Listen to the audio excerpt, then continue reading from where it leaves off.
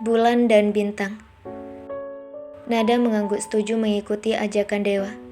Mereka berdua kembali duduk di posisi tadi. Tapi memang semuanya tidak sama seperti sebelum kedatangan Radit. Nada lebih banyak diam saat ini. Yang dilakukan Nada hanya makan, sambil sesekali tersenyum mengamati Dewa yang sedang melantunkan lirik lagu dengan diiringi petikan gitarnya. Dewa tidak banyak mengusik Nada. Yang dilakukan oleh Dewa hanya bermain gitar, memakan ikan bakar mereka, dan menceritakan beberapa kisah lucu untuk menghibur Nada. "Kamu dapat aja cerita-cerita kayak gitu dari mana sih, Wah?" Tanya Nada yang baru saja tergelak tawa mendengar kisah yang baru diceritakan Dewa. "Dari bacalah. Aku suka stres kalau lagi ngerjain tugas. Kamu tahu sendiri gimana tugas kuliah kita kan? Kalau udah ngantuk, bosan dan lelah, aku biasanya manfaatin waktuku buat baca. Tapi cuman yang lucu-lucu aja, buat ngilangin stres." Jawab Dewa jujur, lalu Dewa membaringkan tubuhnya di atas pasir, memandang ke arah langit yang tentunya tidak ada bintang di sana. Pantai di Seminyak yang mereka datangi saat ini bukanlah tempat yang sepi. Lampu-lampu yang berada di sekitar Seminyak membuat sinar bintang di langit tak secerah saat Nada camping di Cibodas. "Apa yang kamu lihat, Wah? Di atas sana gak ada bintang yang bisa kita lihat, cuma sinar bulan aja yang cerah." Protes Nada yang juga ikut merebahkan diri di atas pasir, dan kemudian matanya menatap ke arah langit. "Kenapa semua bintang di langit seakan pergi malam ini? Sama seperti kau yang meninggalkanku pergi malam ini. Kapan aku bisa melupakanmu?"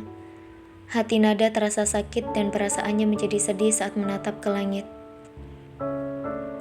Emang gak ada bintang yang bisa dilihat, tapi seenggaknya masih ada bulan yang masih mau nemenin kita di sini. Jawab Dewa sambil menengok ke arah Nada yang sedang berbaring di sampingnya. Kamu benar juga." Nada setuju dan tersenyum kepada Dewa. "Kamulah bulan itu, Dewa. Kamu yang menemaniku di saat bintang itu pergi." Celetuk ke hati Nada ketika mendengar pernyataan Dewa. Mereka berdua masih mengobrol dalam posisi yang sama untuk beberapa waktu, sampai suasana di pantai menjadi semakin sepi. Malam semakin larut, hingar-bingar musik dari restoran di pesisir pantai sudah berhenti. Toko-toko mulai tutup, dan suara deburan ombak terdengar lebih jelas saat ini. "Sudah jam 2 malam, Nada. Kamu sudah terlalu lama juga kena angin laut. Mau istirahat di dalam tenda?" Tanya Dewa sambil merubah posisinya menjadi duduk. Nada mengangguk. "Ayo, aku juga udah ngantuk." Nada juga merubah posisinya menjadi duduk dan kemudian Dewa berdiri memberikan tangannya kepada Nada untuk membantu Nada berdiri. Api unggun buatan mereka juga sudah mati dari tadi, sehingga rasa dingin mulai terasa sedikit menggigil di kulit mereka yang tidak memiliki persiapan jaket untuk camping. Sret, Dewa menutup resleting tenda, lalu membantu Nada masuk ke dalam sleeping bag milik Nada, sebelum masuk ke dalam sleeping bag miliknya sendiri. "Aku bangunin kamu nanti jam 4 pagi. Kita masih ada waktu 2 jam untuk tidur. Kita akan kembali ke Jakarta dengan pesawat jam 6 pagi. Maaf ya Nada, uang aku pas-pasan, jadi aku pilih penerbangan paling pagi supaya dapat harga lebih murah." Dewa bicara sambil membantu Nada memakai sleeping bag. Gak apa-apa kok, aku juga pengen pergi dari pulau ini secepatnya. Aku tidur duluan ya, Wah." Nada memberikan senyum manisnya kepada Dewa sebelum menutup matanya. Terlalu lama bermain di luar membuat Nada memang sangat kelelahan. Jadi Nada ingin segera beristirahat walaupun hanya 2 jam waktu yang mereka miliki untuk tidur. Dewa tidak mengganggu Nada lagi setelah Nada izin untuk tidur lebih dulu. Dewa masuk ke dalam sleeping bag-nya, tentu saja setelah memasang alarm di handphonenya. Dewa tak langsung memejamkan matanya walaupun ingin sekali dirinya cepat-cepat tidur dan melupakan semua kejadian hari ini. Tapi masalah yang dari tadi dipikirkannya sungguh mengganggu. Walaupun Dewa mencoba untuk memendamnya di hadapan Nada, membuat Dewa sulit sekali untuk beristirahat. Pikirannya melayang kemana-mana. Ada kegelisahan di dalam hatinya. Dan tentu saja, Rasa takut juga menghantuinya. Ibu, apa yang harus aku lakukan untuk menyelamatkanmu? Di mana kau berada sekarang? Aku bersyukur aku tahu kenyataannya sebelum aku melangsungkan pernikahan paksa. Tapi sekarang aku sangat khawatir tentang keberadaanmu. Mungkin aku masih bisa menolongmu kalau aku tahu di mana kau berada. Percuma aku bertanya pada mereka. Memang mereka tidak punya keinginan untuk membawamu kepadaku.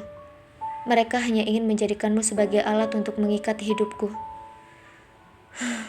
Dewa menghela nafas. Matanya yang tadi diusahakan terpejam, akhirnya dibuka kembali dan menatap langit-langit tenda yang saat ini sangat gelap. Lalu Dewa mengalihkan pandangannya ke Nada. Terima kasih kembali padaku. Aku sungguh beruntung karena menemukanmu di sini. Aku mencarimu kemarin di kampus, tapi kau tidak datang ke kampus. Aku sangat kecewa karena aku pikir aku tidak akan pernah menemuimu lagi. Terima kasih Tuhan, kau kembalikan dia padaku. Walaupun aku tidak tahu sampai kapan dia akan bersamaku. Hatinya sudah tak sepenuhnya lagi milikku. Tapi aku akan tetap berusaha untuk menjadikannya 100% milikku. Aku sangat mencintai wanita di sampingku ini. Ada senyum di wajahnya Dewa saat melihat Nada tertidur hingga akhirnya Dewa bisa sedikit melupakan kesedihannya. Sulastri Listianingrum, Ibu Dewa, wanita berdarah campuran Bali dan Jawa, yang menikah dengan ayah Dewa 22 tahun yang lalu, menjadi pikiran utama dalam kepala Dewa saat ini. Setelah ayah Dewa berpisah dengan ibu Dewa, ayah Dewa membawa paksa Dewa dari ibunya saat Dewa masih berusia 10 tahun. Saat itu tak ada yang dapat dilakukan oleh Dewa kecuali ikut dengan ayahnya dan menangisi ibunya setiap malam. Sulastri tidak memiliki kemampuan untuk mempertahankan Dewa karena ayah Dewa sudah memenangkan perkara di pengadilan. Bertahun-tahun Dewa memohon kepada ayahnya untuk bertemu dengan ibunya. Tapi permintaan Dewa tidak pernah dikabulkan. Hingga di usia 14 tahun, Dewa bertemu dengan ibunya yang memaksa masuk dalam kediaman rumah ayah Dewa. Karena marah, sejak saat itu, ayah Dewa menaruh ibu Dewa di rumah sakit jiwa, tanpa sepengetahuan keluarga Sulastri.